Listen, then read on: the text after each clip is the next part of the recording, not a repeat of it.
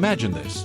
It's a chilly, overcast evening in March 1963, and Patsy Cline, the voice of a generation, is not yet aware of how her story will end. She's just finished a benefit concert in Kansas City, her laughter mingling with the applause still echoing in the hall. There's an urgency in the air, a last-minute decision to fly back to Nashville despite the looming storm. As she climbs aboard the small, private plane, her heart beats with the thrill of the flight and the fatigue from her performance. The engine roars to life, a sound both comforting and daunting against the backdrop of the growling sky. Patsy glances out, catching the last light of the day, thinking perhaps of her family, of the life she's built with her music.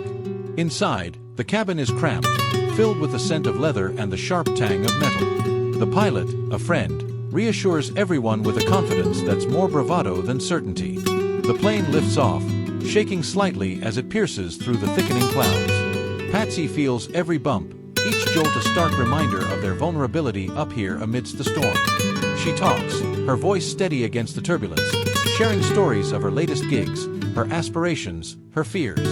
But beneath her words lies an unspoken awareness of the storm's severity.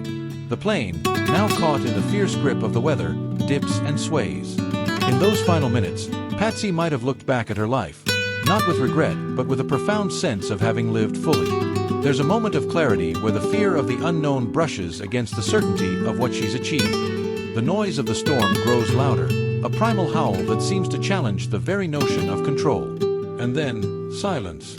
Not the silence of peace, but one that speaks of an abrupt end to melody, to motion, to life. In her last moments, did she think of her song, Crazy, the irony not lost on her? Did she find a strange peace in the acceptance of fate?